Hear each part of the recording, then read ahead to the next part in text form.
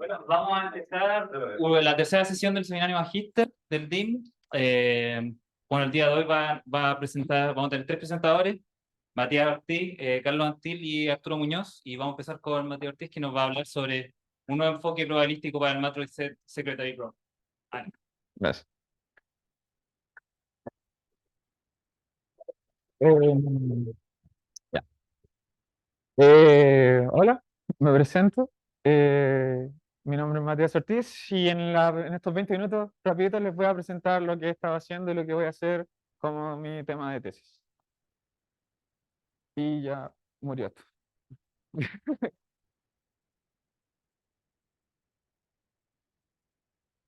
Ya, vale.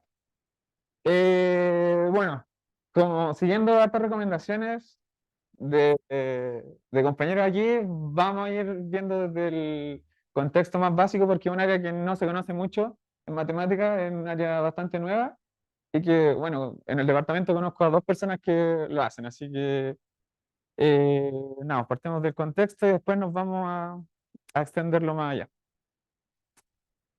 Y en el contexto necesito que todos ustedes se imaginen que son los administradores o administradoras de una empresa y necesitan de forma urgente una secretaria, un secretario. ¿Ya? Usted postea una solicitud de trabajo y N candidatos están interesados. ¿Sí? Y usted cita a todos al mismo día para una entrevista. Estos candidatos llegan a la entrevista en orden aleatorio.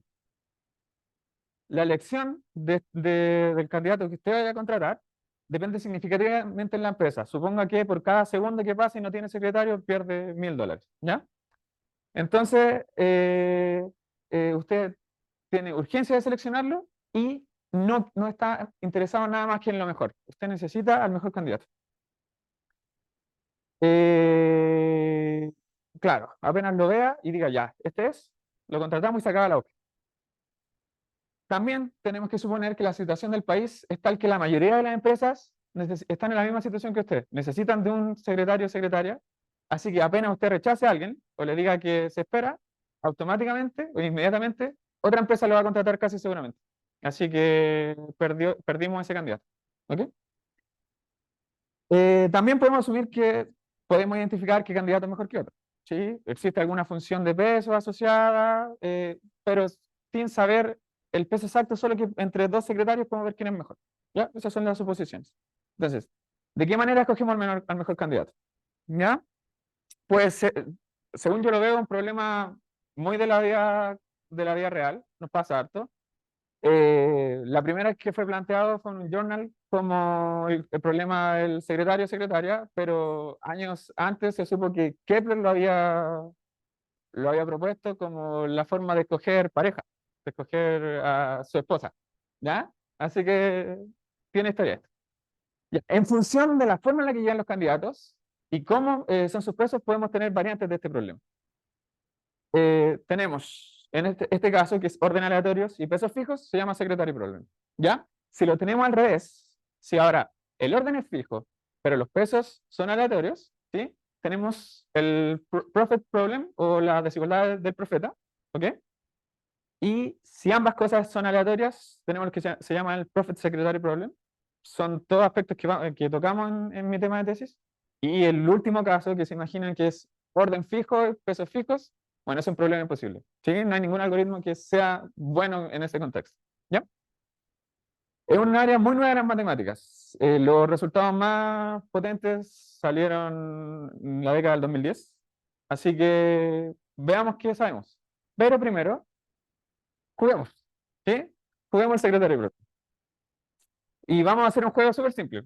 Ya los candidatos que están interesados en llegar a su empresa son solo 6. ¿Sí? No más que eso. No vamos a tirar en el infinito. No. Juego facilito. Tenemos 6 candidatos y en cada iteración va a llegar alguien en orden aleatorio de estos 6 candidatos y tenemos que decidir si lo tomamos o no. ¿Está claro? Ya. Llega la primera secretaria. Y la función de pesos que vemos, acá supongamos que podemos ver los pesos, es de 21. ¿Ya? ¿Quién la tomaría? ¿Quién la contrata? Levanten la mano con libertad si alguien siente que la vamos a contratar. Esa es la pregunta natural y podéis suponer esto. Imagínate que tenéis como referencia al mejor secretario que has visto en tu vida como un 10. pero llega alguien que es mucho mejor que él. ¿Dónde queda tu referencia? Entonces, no podemos asumir que es máximo. ¿Ya? Solo tenemos esta información. ¿A alguien le interesa contratarlo? No. Vemos al segundo. Un hombre y es un poquito mejor que el anterior. ¿Alguien lo contrataría?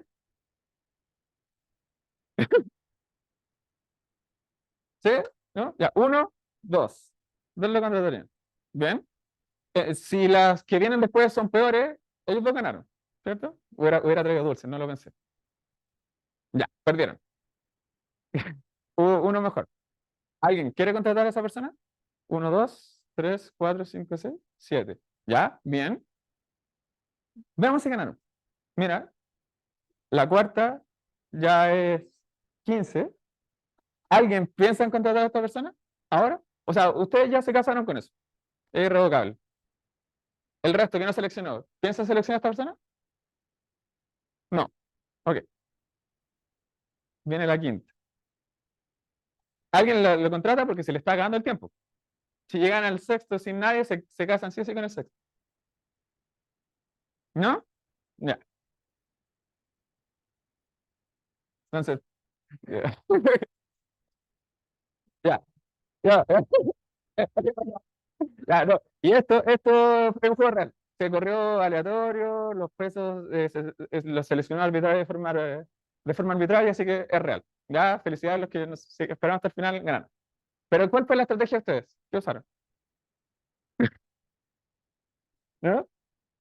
Ya, veamos la solución al secretary problem.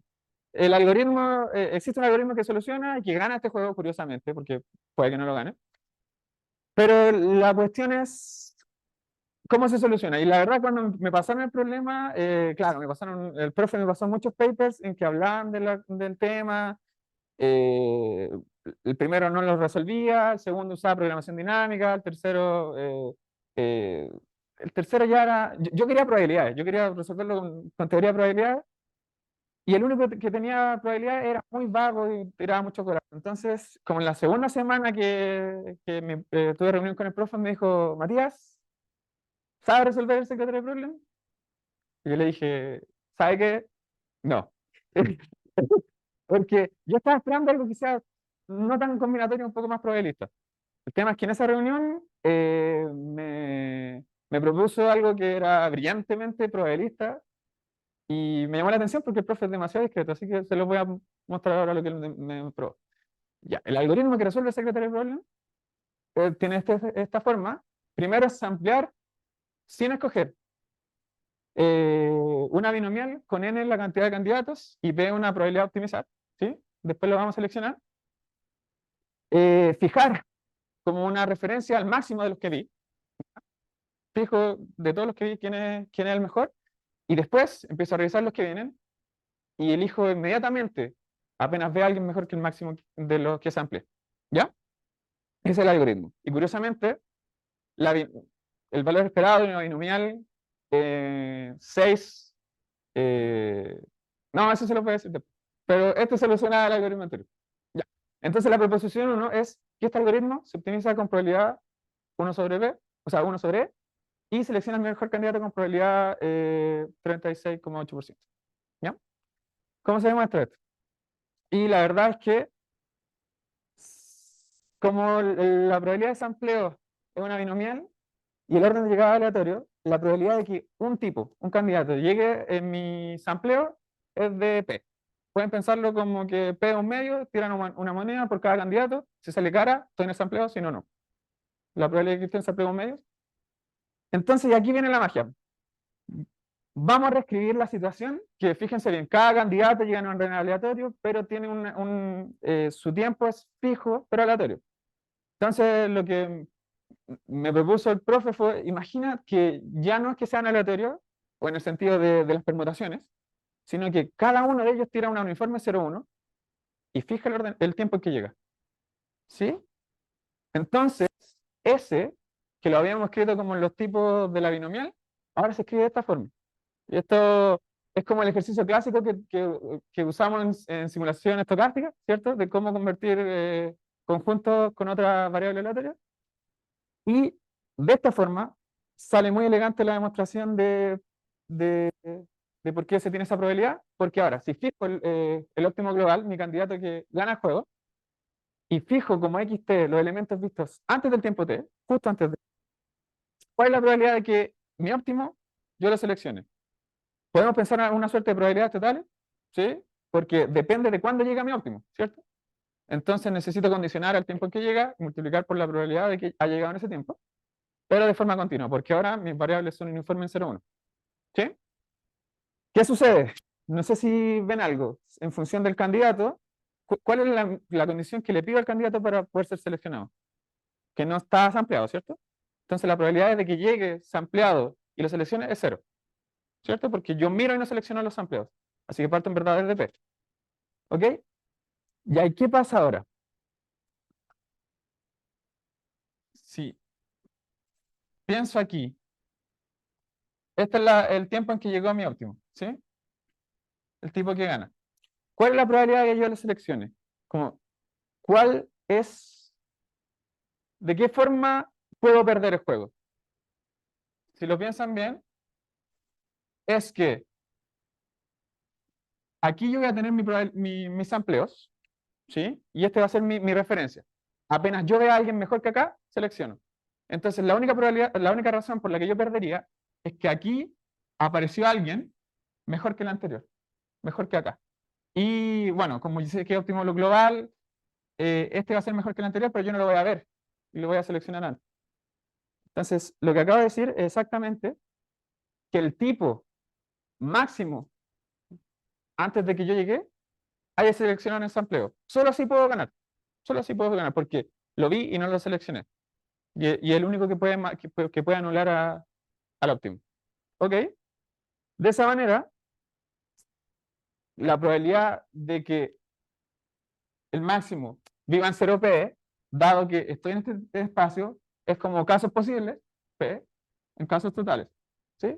P sobre T, y nos da ese resultado, que bueno, P es variable, lo voy a optimizar y sabemos que derivamos igualamos a 0 para maximizar. Bueno, se optimiza con esa probabilidad. Y si reemplazan, nos da que la probabilidad de ganar es 1 partido N. ¿Ok? Esa es la solución del secretary problem. Bien, ¿qué más sigue en esto? Podemos modelar esto, como les dije, como un programa lineal. Buchinder habla de eso en su paper, o una programación dinámica. No me he metido mucho aún ahí. El tema es que gracias a esos dos, es la única forma de tener una cota inferior. ¿Sí? No. La otra cota. Y Buchinder probó que no existe un algoritmo mejor que uno partido por E. Así que el algoritmo que acabamos de construir es el óptimo. ¿Sí? Es lo mejor que podemos tener para el secretary problem clásico. El mejor. No hay nada mejor que eso. ¿Ok? Ya. ¿Quedó claro qué es el secretary problem y la solución? ¿No? Ya. El tema es que, pongamos el esteroide. Podemos extender esto a la búsqueda de un matching de peso máximo. Sí, que es un matching en un conjunto de aristas que no se intersectan. Entonces, si lo pensamos bien, ahora dado un grafo, solo vamos a tener los vértices y podemos deducir, o sea, y también nos dan gratis cuántas aristas tenemos, solo cuántas, ¿ya? Pero estas aristas van llegando online. Me muestran la primera, yo tengo que decir si la agrego al matching o no, de forma irrevocable. Si la agrego, me quedo hasta el final con ella.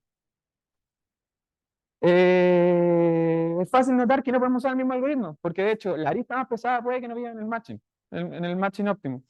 Porque, por ejemplo, si esta es mi arista más pesada, puede que justamente acá, estas dos que no sé, sean 99, estas van a ser de mi matching óptimo, ¿sí?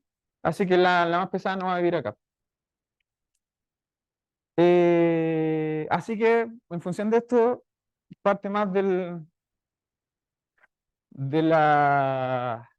eh, del área, ver qué tan bueno es un algoritmo. Así que vamos a tener definiciones de cómo calificamos qué tan bueno es un algoritmo, y hay dos. En función de el valor esperado del peso, lo que yo voy a obtener, voy a decir que un algoritmo es C competitivo en utilidad.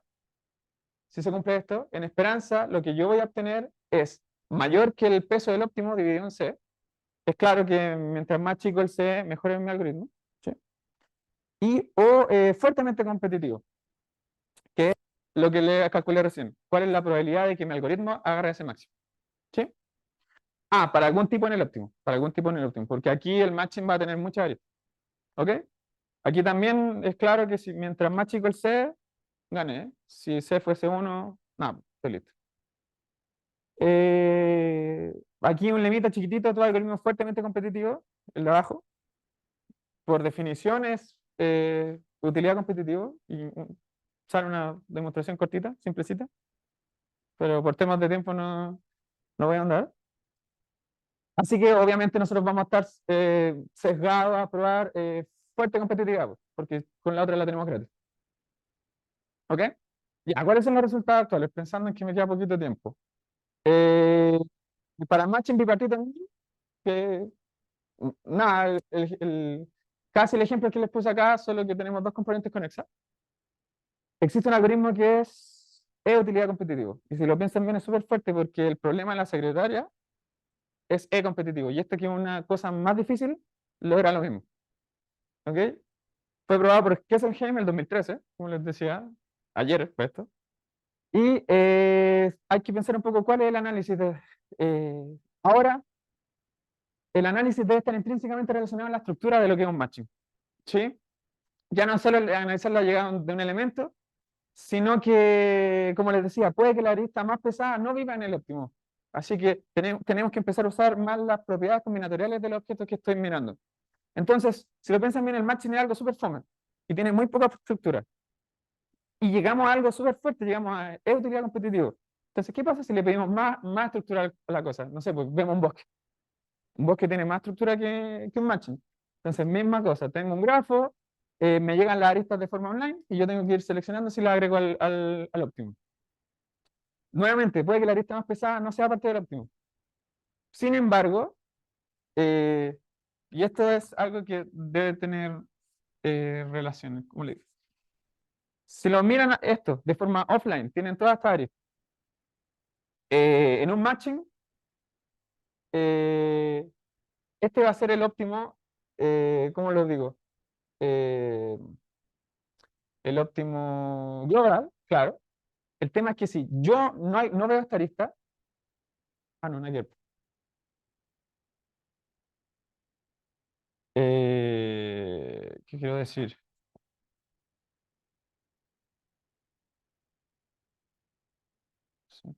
Ya. Ahora sí. Mi óptimo global, estamos claros que esto, ¿cierto? El tema es que si, como la arista me llega en un orden aleatorio, puede pasar que esta no llegue a un punto. Y cuando yo no vea esta, voy a decir que mi óptimo ahora son estas dos. Y esta, que en verdad sí es del óptimo global, ahora yo no la reconozco. Eso es pattern matching. ¿Cuál es la gracia de los bosques? Que eso no va a pasar. Se cumple esta propiedad de que un subconjunto de lo que estoy mirando siempre va a ser, si es óptimo, va a seguir siendo óptimo de lo que estoy mirando. Y es una propiedad súper potente porque la verifican las matroides. ¿Ya? Entonces, definamos lo que es el matrix secretary problem, exactamente la misma definición, solo que ahora no pido, no pido como nada particular más que ser matroide en sí mismo, que es bastante, tenemos harta teoría de matroides. Eh, Nada, exactamente lo que les conté, y lo que es bonito es que el problema clásico se recupera de esta definición, cuando la matroide es una uniforme.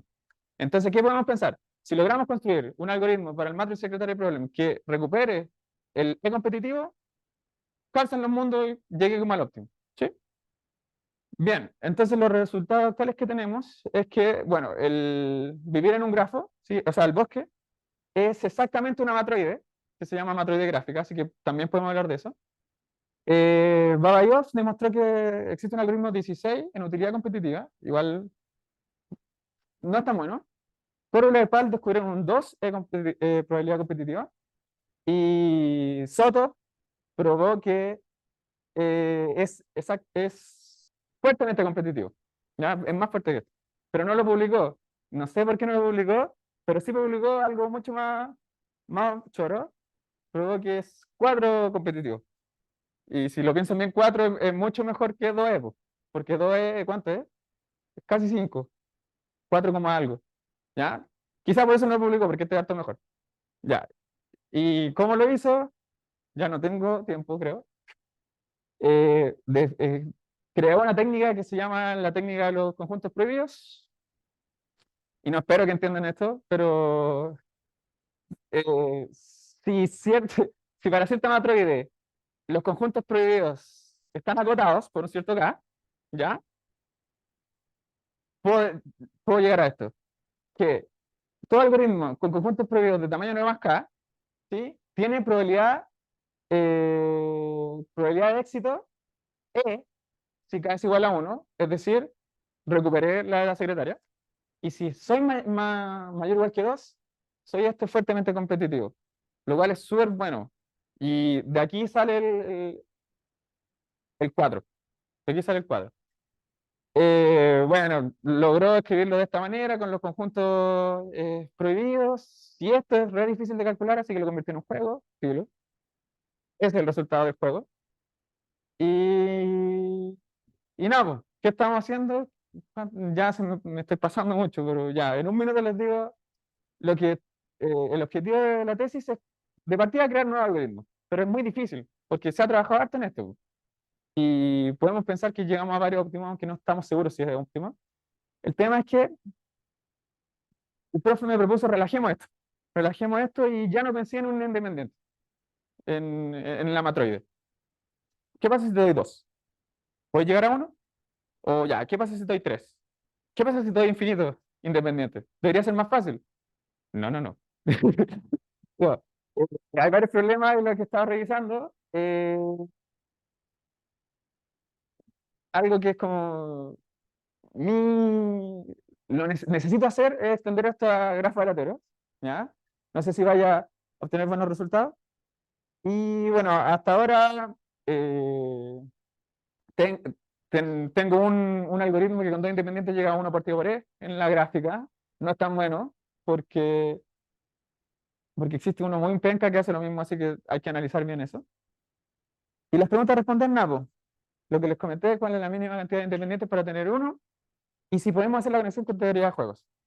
Eso es lo que me gustaría hacer, como los dos independientes que empiecen a jugar entre sí, o de forma cooperativa para llegar a la máxima competitividad. Y estas son las referencias que les comenté, y ese es mi tema de tesis. Muchas gracias.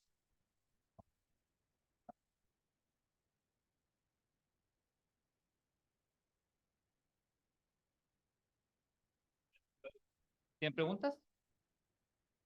¿Preguntas?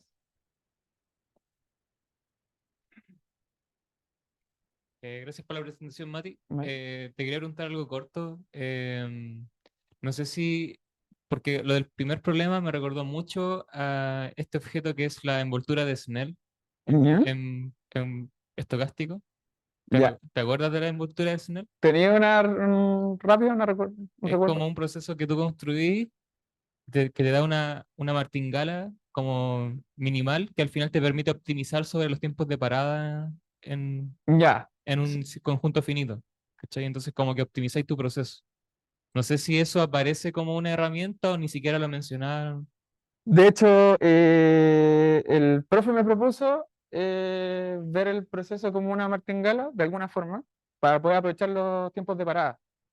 Lo encontré súper interesante. El tema es que solo he llegado a submartingalas. De hecho, la cantidad de elementos que llegan en el óptimo actual es una submartingala. Y he estado buscando qué teoremas podemos usar de cálculo estocástico. Y en verdad hasta ahora, bueno, igual llevo 3 días intentándolo, he llegado a puras trivialidades. Pero está la idea de meterle cálculo estocástico y gracias por recordármelo, voy a revisar Sí. el proceso. Mm. La envoltura de Snell se preguntó en el control 2 de Bueno, del ahí quiz, vemos por qué. Pero eso, de tu versión del curso. Ya. Gracias. eso sí. Eh, ¿Más preguntas?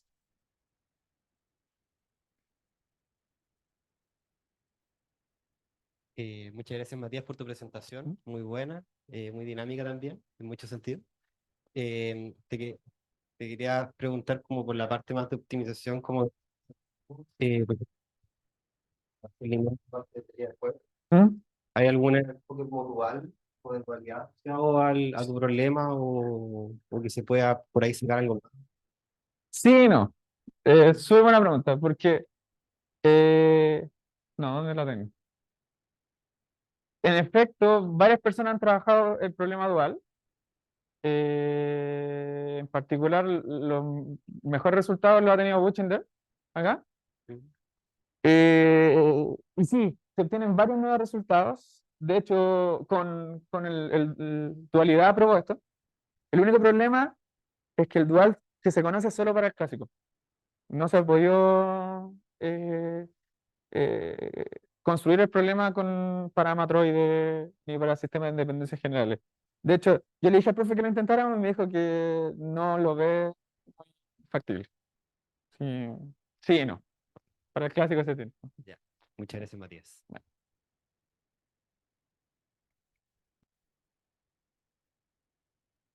¿Más preguntas? ¿En el Zoom? ¿Hay preguntas? ¿Hay alguien en eso? Hay alguien. Ya, bien. Hola. Ya bueno, si no hay más preguntas, le agradecemos de nuevo a Matías. Vale, muchas gracias. Vale.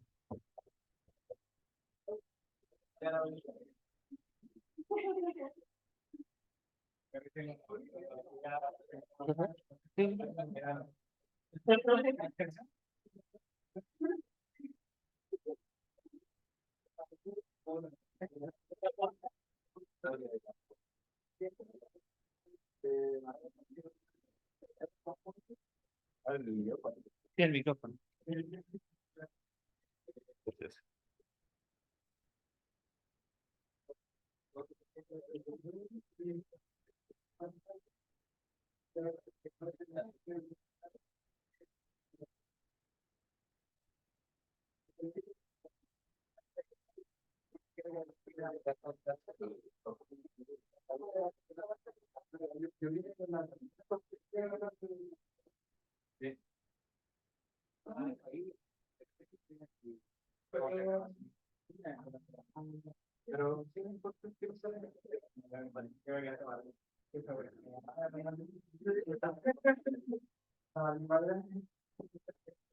Eh, bueno, continuando con el seminario, ahora Carlos Antil nos va a hablar sobre su tema, encontrar un conjunto independiente maximal mediante redes dinámicas dirigidas sincrónicas.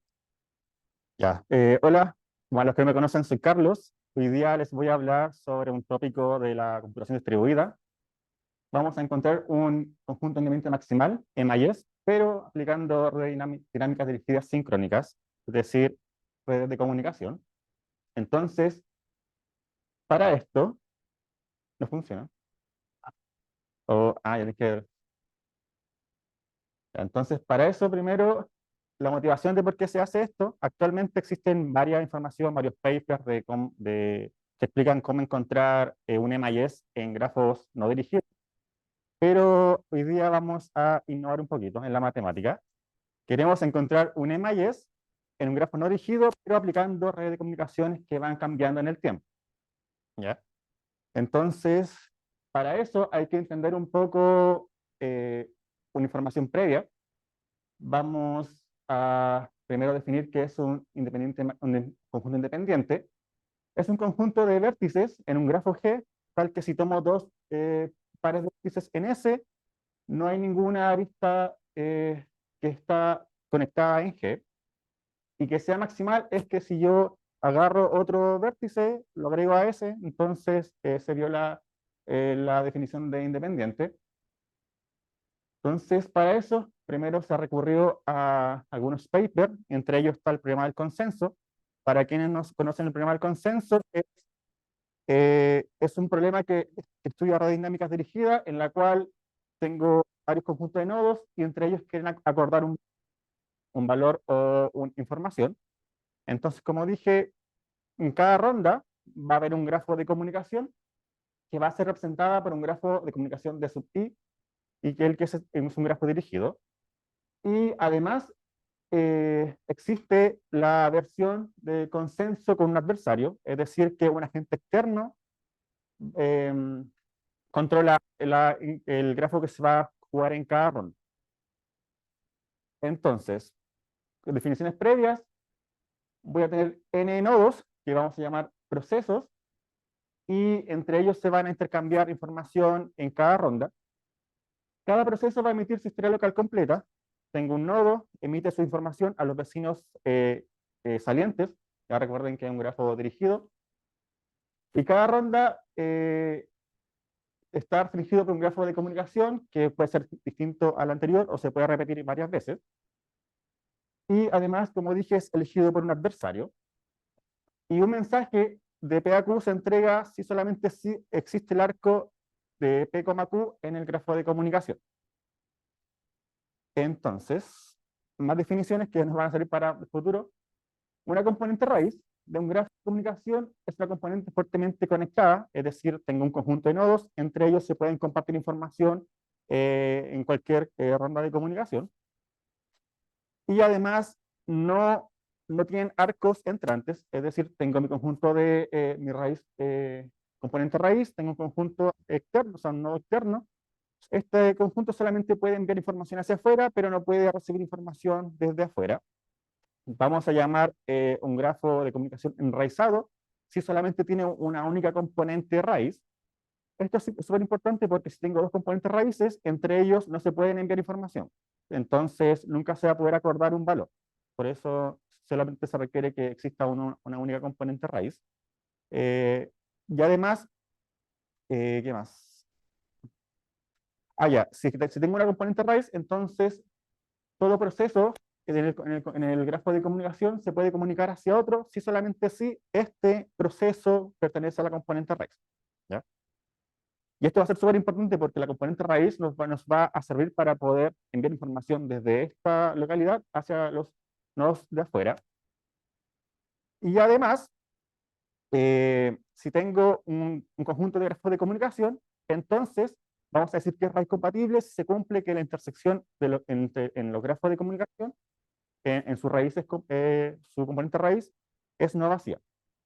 Esta información es súper importante porque con eso podemos concluir que existe un nodo que le vamos a llamar emisor, el que va a enviar su información local hacia todos los otros procesos. Entonces, ¿cómo se resuelve el problema del consenso? Cada proceso, cada nodo tiene un input que va a ser fijo, X sub P, y un output, Y sub P, que va a partir siempre vacío, y solamente se va a poder reescribir una única vez. Entonces, para que un algoritmo resuelva el consenso, se deben garantizar tres condiciones. La primera es que debe terminar, es decir, todo proceso en el grafo de comunicación debe acordar un valor. Es decir, se debe reescribir en algún momento. Si tengo dos outputs que ya han sido reescritos, entonces deben coincidir en el mismo valor. Es decir, acuerdan el mismo valor para cualquier par de nodos. Y además, si es que existe un output que se llama B, entonces existe un proceso que envió esa información hacia ese otro proceso. Entonces, como dije, este proceso Q es el que vamos a llamar emisor, el que emite la información hacia todos los otros procesos en el grafo de comunicación. Y algo súper importante antes de ir con la información siguiente, es la definición de indistinguibilidad. Vamos a decir que dos grafos de comunicación son distinguibles si es que existe un proceso que tienen la misma vista. ¿De qué me refiero con vista? Es que los vecinos entrantes en el grafo A son los mismos vecinos entrantes en el grafo B. ¿Ya? Por eso no va a ser posible distinguir estos dos grafos de comunicación para ese proceso. Y este es un algoritmo que sirve para poder agrupar grafos de comunicación tal que sean raíz compatibles. Entonces, ¿a qué me refiero? Le vamos a dar como entrada un conjunto de grafos de comunicación. Este algoritmo lo que hace es regrupa o crea, mejor dicho, un grafo de indistinguibilidad en el cual cada uno de los nodos, por ejemplo uno simple, cada uno de los nodos va a ser un grafo de comunicación y estas aristas solamente van a existir entre dos nodos si solamente si existe un proceso tal que no los distingue. Y en cada iteración, lo que va a hacer este algoritmo va a ir eliminando aristas hasta poder reagrupar en grafos de comunicación que sean red compatibles. Entonces, en algún momento se van a eliminar algunas aristas, por ejemplo, acá, no sé, acá. Si en la iteración final pasa esto, quiere decir que esta componente de acá, sus tres grafos de comunicación son red compatibles, es decir, existe un proceso que comparten entre ellos en su raíz, en su componente raíz. Entonces, si es que un grafo, o sea, si es que un adversario juega solamente estos tres grafos de comunicación, uno va a poder decir cuál, o poder concluir cuál es el posible o posibles emisores del consenso. Entonces, ¿qué es lo que está haciendo actualmente? Tenemos el modelo, queremos estudiar el problema del Emaillés. Entonces, como entrada, vamos a tener un input, un grafo no dirigido, y además los grafos de comunicaciones posibles de este grafo. Entonces, por ejemplo, tengo, no sé, un grafo simple de 4 nodos. Tengo un grafo G no dirigido, y los posibles grafos de comunicación pueden ser la misma información de acá a acá, de acá, o acá, u otro posible simplemente sería... ya. Hay varios posibles grafos de comunicación, pero puede pasar que ninguno le llegue o envíe información, o entre todos se pueden enviar información, o el otro en el que son redes compatibles. ¿Ya? Acá tengo una red compatible porque entre ellos se pueden comunicar, este que es un nodo externo. Entonces son varias posibles grafos de comunicación. Y la salida queremos encontrar el Emaillés en el grafo G no dirigido, pero aplicando la información que se envían entre ellos. Entonces, inicialmente un proceso conoce su vecindario en el grafo no dirigido y conoce quién le envía información a quién, pero no sabe qué es la información, cuál es la información. Ya solamente sabe quién se comparte información, pero no conocen la información detrás. En cada ronda de comunicación, bueno, lo que dije que sabe quién envía información a quién, pero no sabe la información.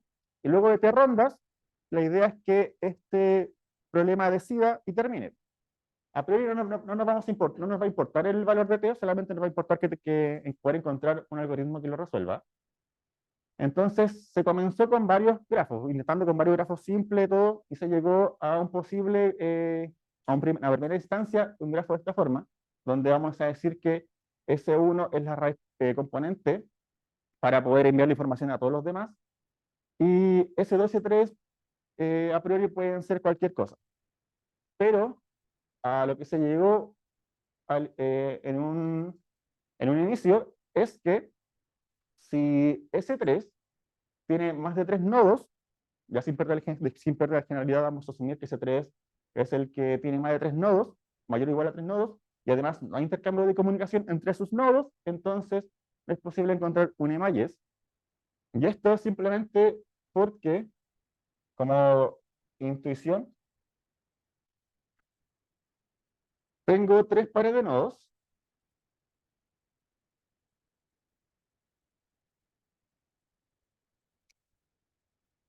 ya tengo 3 pares de nodos, vamos a llamarle A, B, C. Vamos a asumir que A y B están conectados en el grafo no dirigido. Y dijimos que estos procesos no se comunican en los grafos de comunicación, es decir, en los grafos de comunicación simplemente van a estar ellos solos sin poder comunicarse. Entonces, supongamos que existe un algoritmo que resuelve el Emaillés en este simple grafo. Supongamos que agrega a A al Emaillés y a C al Emaillés. ¿Ya? Acá no hay ningún problema que viole la definición de independencia. Entonces, esto, chuta, lo voy a dejar acá. Entonces, si es que agregamos otra arista, si agregamos otra arista, B tiene el mismo vecino que antes. Entonces, el algoritmo no debería agregarlo al emayes. Entonces, el A debe entrar. Si es que entra el C, entonces acá no hay un emayes porque puedo simplemente agregar el B. Entonces, el A debe entrar. Acá hay un emayes. Ahora, si saco esta arista y solamente dejo esta, B está solo, así que debería entrar al emayes. C ve lo mismo que antes, así que no entra, por ende debe entrar A. Ahora, si es que agrego esta arista, el A ve lo mismo de antes, entonces el algoritmo debería poder agregarlo al emayes. Acá el C no puede entrar porque ya su nodo adyacente, su nodo vecino está en el emayes, así que debería entrar este. Pero ¿qué pasa ahora si es que saco esta arista? Bueno, ahora el A no tiene ningún vecino, así que debería entrar al emayes. El C, el B ve lo mismo que antes, debe entrar al emayes. Pero ahora el problema pasa acá. El C ve lo mismo de antes, así que no entra al emayes. El B, entonces B debería entrar. El problema es que el A ve lo mismo que al inicio, entonces debería entrar al emayes. Pero acá hay una contradicción porque tengo una arista que sus dos nodos están en el emayes, entonces llega una contradicción. Entonces, si tengo tres nodos o más, tal que entre ellos no se comparten información, no debería poder resolverse el problema del emayes. Así que por eso está como ese claim. Y la idea ahora es poder extenderlo a estructuras un poco más complejas. Entonces, a priori se sabe que si tengo esta estructura que va por niveles, donde S1 y P, o sea, S y PI son fuertemente conexos, es decir, entre ellos se comparten comunicación. Si tengo cuatro arcos de comunicación desde un nivel hacia otro, debería poder resolverse un LMIS. Acá en los S sub pi simplemente puedo crear un algoritmo greedy que me agregue un nodo y agregue a todos los demás si es que se puede. Desde P1 hasta S1 también hay un algoritmo que ya tenemos implementado, solamente falta extenderlo a toda la estructura. Pero lo que se está estudiando es que, ¿qué pasa si saco ahora un arco de comunicación? A priori no se puede, ya hay que revisarlo sutilmente, pero por el momento no se puede. Incluso si es que este arco lo saco, o S1 y P2 están conectados, no debería poderse. Entonces, eh, hasta eso se tiene, y la idea ahora es poder extender toda esta estructura a varias rondas de comunicación. Entonces, plan a futuro es poder extender la estructura anterior a varias rondas de comunicación, tal que haya un adversario que encuentre o elija la comunicación, aplicar la definición de red compatible, aunque acá ya tenemos simplemente agregada la de red compatible, simplemente el S1 que sea la red compatible y que le envíe la información a todos los trabajos mediante una cascada. Aplicar el procedimiento del consenso, es decir, hay que agregar esto de acá, ¿ya? Tal que entre ellos se puedan acordar información de quién entra y quién no entra. Y lo último sería simplemente poder completar el algoritmo del MIS. ¿Ya? Así que eso. Gracias.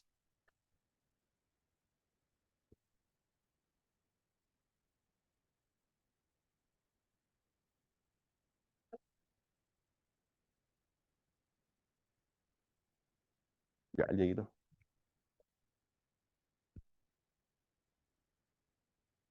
Muchas gracias, Carlos, por tu presentación. Gracias a ti, Diego, por la pregunta. Muchas gracias. Te quería preguntar qué aplicaciones tiene como todo esto, si tiene alguna aplicación como Es que sí. O sea, por ejemplo, en lo del MIS tiene varias aplicaciones, por ejemplo, en redes biológicas, en el que está leyendo que un MIS en red biológica quiere decir que cuáles son, por ejemplo, posibles células que no se conectan entre ellos.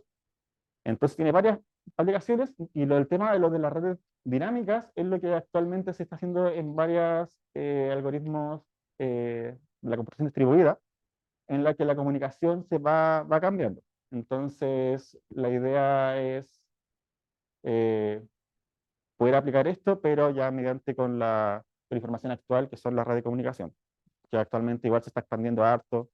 Por ejemplo, no sé, las redes que uno conoce, las de redes sociales, aunque esas son redes ya no dirigidas, pero uno la puede aplicar de forma dirigida. Pero tiene harta aplicación. Muchas gracias, Carlos. De nada.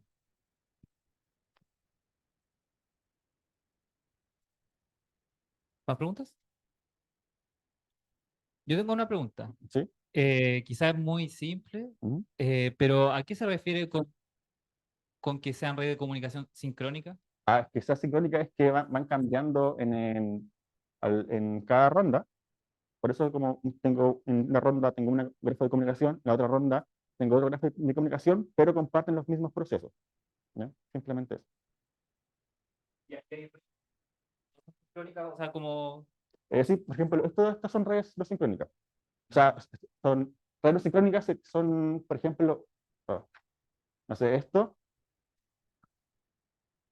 no sé, que en cada momento tenga la misma, en cada ronda se juegue el mismo grafo de comunicación. ¿Ya? Son redes dirigidas, pero no son sincrónicas porque no cambian. ¿Ya? Eso. Gracias. De nada. ¿Más preguntas?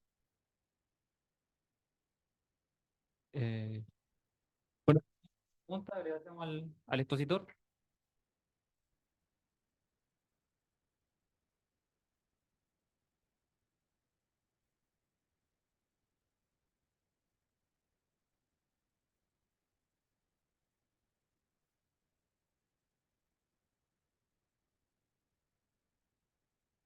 Oh, está bien.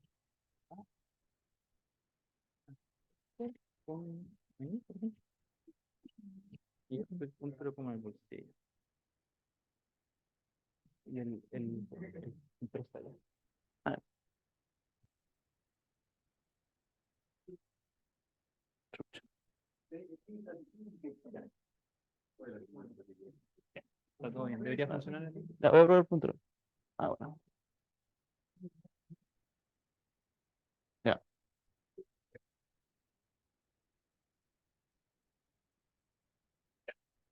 Bueno, continuamos con el último expositor de la jornada. Arturo Muñoz nos va a hablar sobre la modelización de fibras cardíacas como cristales líquidos. Muchas gracias, Sebastián. Bueno, buenas tardes. ¿Cómo están? Muy bien, muchas gracias. Bueno, les voy a contar sobre qué he estado trabajando estos últimos meses. Bueno, un poco de contexto. Hay muchas enfermedades ligadas a el músculo del corazón. Entonces, saber cómo se comporta en forma de simulación puede ser muy valioso. El corazón justamente es principalmente músculo. Entonces, saber cómo se organiza este músculo en el órgano es primordial para entender cómo se está comportando en general. Además, procedimientos quirúrgicos consisten en básicamente abrir la caja torácica e intervenir un órgano que es justamente muy complicado de intervenir, muy delicado. Entonces, saber a priori cómo se comporta, cómo se organiza y cómo atacar lo que sea que se vaya a atacar quirúrgicamente puede aumentar mucho el éxito de tales procedimientos. Actualmente existen algunas técnicas de imagenología que o pueden ser muy caras o requieren que el paciente ya no esté vivo. Cuando queremos tratar una enfermedad nos conviene que el paciente justamente siga vivo. Así que no podemos hacer eso. Para circunvalar un poco estas dificultades, se han creado modelos matemáticos, los llamados rule-based models, que básicamente le dan una serie de reglas a seguir a este campo vectorial y lo computa en base a datos histológicos del corazón. Bueno, antes de explicar más detalle qué son estos rule-based models, primero que básicamente la modelización cardíaca, ¿a qué se refiere? La modelización cardíaca se refiere a la modelización ventricular. Los ventrículos, que son la parte inferior, son los que están compuestos de músculo. En la parte superior, en verdad, son grandes vasos sanguíneos. Entonces se modelan los ventrículos. Principalmente se modela el ventrículo izquierdo. ¿Por qué? Porque el ventrículo izquierdo es más fuerte, es el que se encarga de llevar la sangre a todo el cuerpo. Y es, bueno, el más importante. Sin embargo, estudiar este ventrículo no nos asegura una modelización completa del órgano. ¿Por qué? Porque no se pueden aplicar criterios de simetría, es decir, ya, tengo el izquierdo, espejo. y puedo ordenar el derecho. No, en verdad difieren bastante. Difieren en morfología, por ejemplo, el ventrículo izquierdo es 3 veces más grueso, en funciones también, y además presentan defectos topológicos diferentes. Por ejemplo, el ventrículo izquierdo presenta eso que estamos viendo acá, que es una espiral, cuando en el ventrículo derecho no existe este defecto. Para que se hagan una idea, en el ventrículo derecho se tiene algo con una carga topológica de 0, no hay un defecto topológico, cuando en el ventrículo izquierdo se tiene un defecto topológico con carga +1. Además, como siguiendo al aumentar la complicidad del problema, no solo no se puede hacer especularmente, también estos ventrículos están unidos a través de una parte que se llama, un tejido que se llama septo interventricular. Este septo también presenta estas disclinaciones o defectos topológicos, presenta el de la carga -1,5. Entonces, el problema ha sido largamente estudiado, presenta grandes dificultades, y en eso es lo que he estado trabajando. Bueno, los rule-based models consisten en manipular potenciales armónicos con distintas condiciones de borde, luego ajustarlo a los datos a través de rotaciones para estudiar cómo se comporta dentro del tejido. Y si bien existen varios rule-based models, se pueden definir como los pasos que siguen de esa forma, de forma muy general. Definir un poco la geometría, que es definir el epicardio, el endocardio dentro de un mesh, luego computar la distancia entre el muro como una especie de coordenada, también otra coordenada entendiéndola desde el ápex hasta la base es la parte superior, no es intuitivo, pero ese es el nombre. Y ahí definir un sistema de coordenada ortogonal, y luego, en base a este sistema, rotar las fibras hacia adentro para entender cómo se comporta. Esto genera varias dificultades. Una de ellas es que hay discontinuidades, imprecisiones en zonas donde el tejido es delgado, en zonas de singularidades o de efectos topológicos. Tiene un comportamiento bastante malo, no funciona muy bien. Además, estas técnicas nos dan unas reglas que siguen, pero no son unas ecuaciones que gobiernan a estas fibras. Entonces, no una explicación o una definición muy clara para las fibras. Además, estas rotaciones que se deben hacer, que son interpolaciones, se deben elegir y se deben ajustar respecto a datos, y también justamente fallan en singularidades. Entonces, ¿cómo comenzamos con esto? Primero estudiamos estos potenciales armónicos, como está ahí, y se probó que eso equivale al problema de minimización que está ahí abajo, donde D corresponde a la gradiente del potencial armónico en cuestión. Ya, bueno, tomando este problema de minimización y estudiando sus ecuaciones de Lagrange, se concluye la ecuación que está ahí abajo. Esa ecuación corresponde a la ecuación de los cristales líquidos neumáticos de Franco-Sin. O sea, ya ahí hay un golazo. Nos dice que siguen justamente el comportamiento de este mismo material. ¿Qué son los cristales líquidos neumáticos? Bueno, son bastante extraños.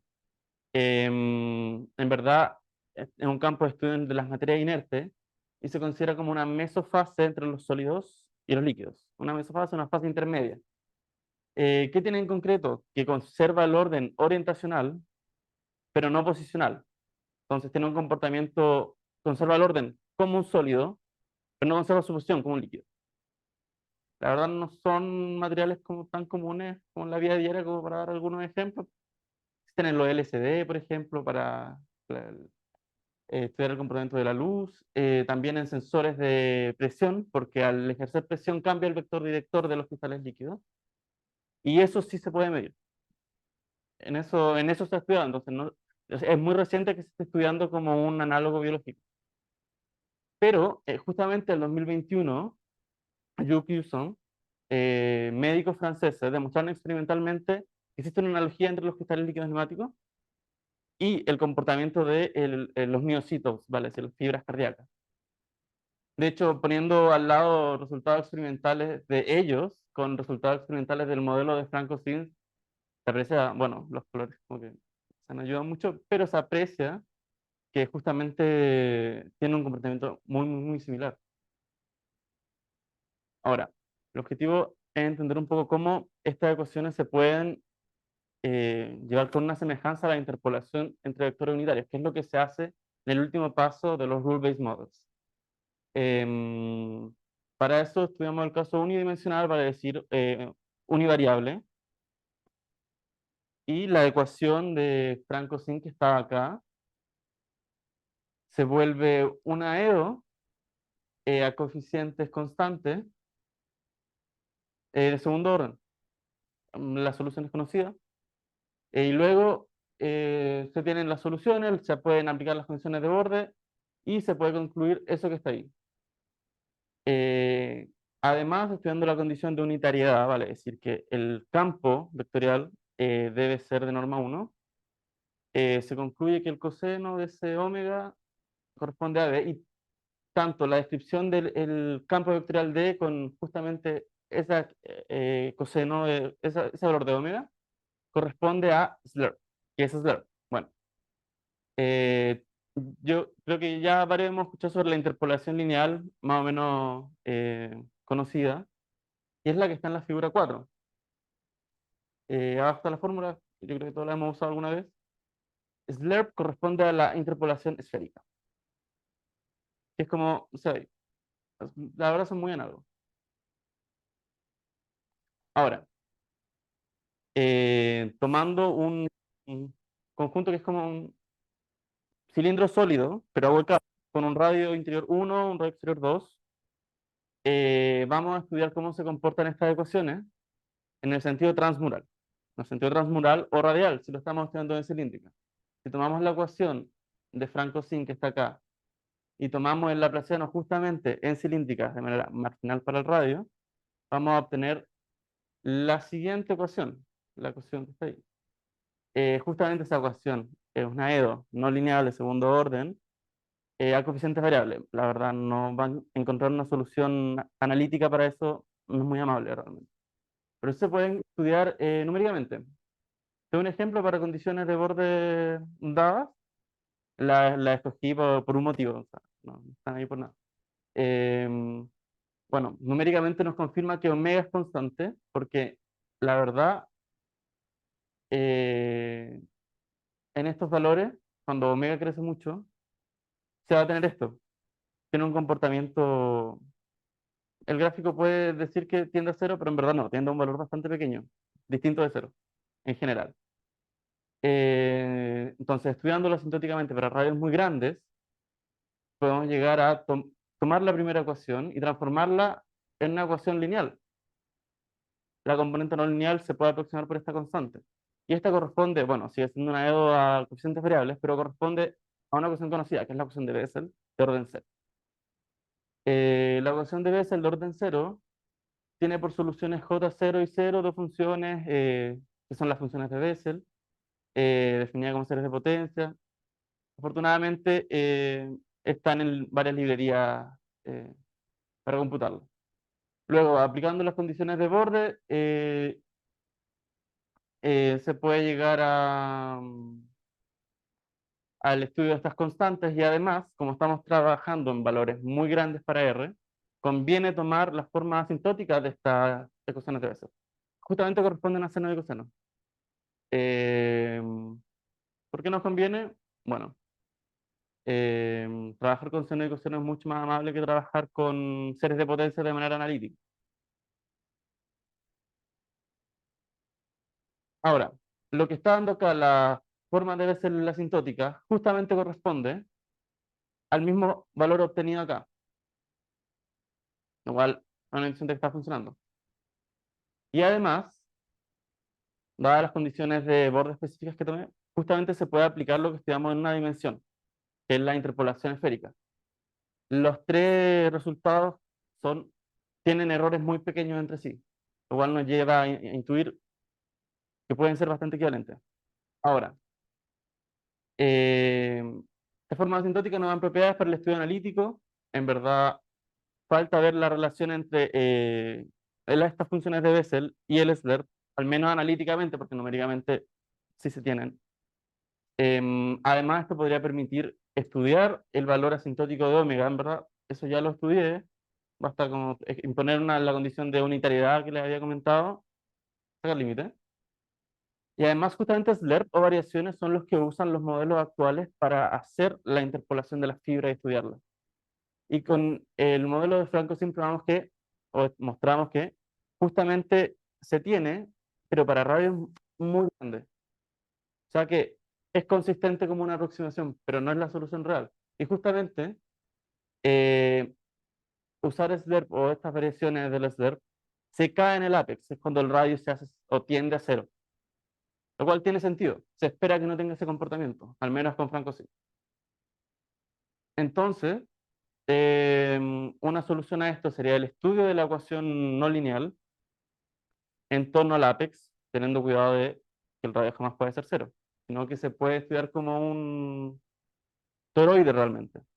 El ventrículo en verdad se puede entender como un paraboloide, pero en este caso, lo que al menos yo propongo es como un claim, debería funcionar como un claim. En vez de estudiarlo como un paraboloide, estudiarlo como un toroide, que arriba está muy abierto y abajo numéricamente muy pequeño. Bueno, muchas gracias por su atención. Si tienen alguna duda, adelante.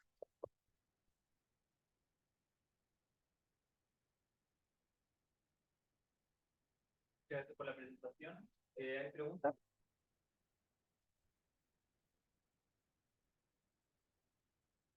Yo tengo una pregunta. ¿Puedes poner ¿Cuál? la anterior, la penúltima? Sí. No, la última entonces. Eso. Ya. Claro, tengo dudas en la relevancia de cómo conocer las soluciones para radios muy grandes, porque bueno, yo sin saber el problema, o sea, el radio de las fibras cardíacas no debe ser muy grande tampoco, o es que se está tomando como este R como un R2 sobre R1 al revés. Bueno, una escala al Ya. final. Entonces, eso como sirve para entender en el caso de que nos interesa o está demasiado lejos si lo has Funciona. estudiado numéricamente. El SLERP justamente el que se usa para computar la interpolación a lo largo del ventrículo y funciona bien arriba, donde se cae abajo, donde el radio justamente es muy pequeño. Entonces ahí es donde en general estos métodos se caen, tratan de usar como otras técnicas como para circunvalar este error. Y lo que en verdad propongo es estudiar en la expresión no lineal. Ya, ya entiendo. Muchas gracias. ¿Más preguntas? Chu.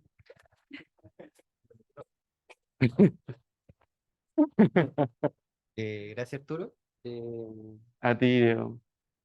Te quería hacer una pregunta que es más numérica que otras cosas, como más como para el futuro, probablemente que ese tipo de, no sé, como un ser una malla como bien difícil de trabajar, un dominio bien como complejo como de tratar. No sé si eso tiene, vamos a abordar la literatura de manera como teórica, de manera como numérica, como para la implementación de lo que venga después o algo así. Pero es como una especie de mesh que simule al... Ya lo Ese- tenemos. Ah, ya. Ya estaba trabajando con esto. Ah, ya. Además, por ejemplo, para el caso en 3 dimensiones, donde estaba hablando de este cilindro becado para saber cómo se comporta, también como que lo hemos generado, es como una especie de CAD, pero Ah, ya. programado. Eh, y justamente los resultados, al menos en el ventrículo de Franco, es demasiado consistente con los estados experimentales. Igual, es demasiada validez porque, bueno, la verdad, los franceses con mi profesor guía estaban trabajando totalmente independientes entre sí, llegando a la misma conclusión. ¿A ti?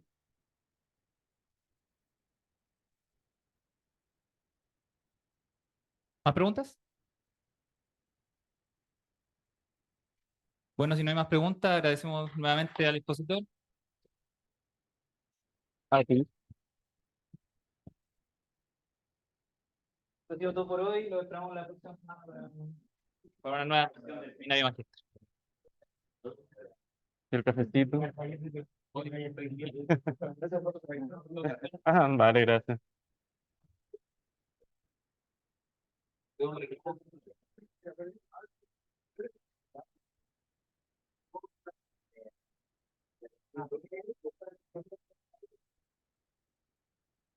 Escucha.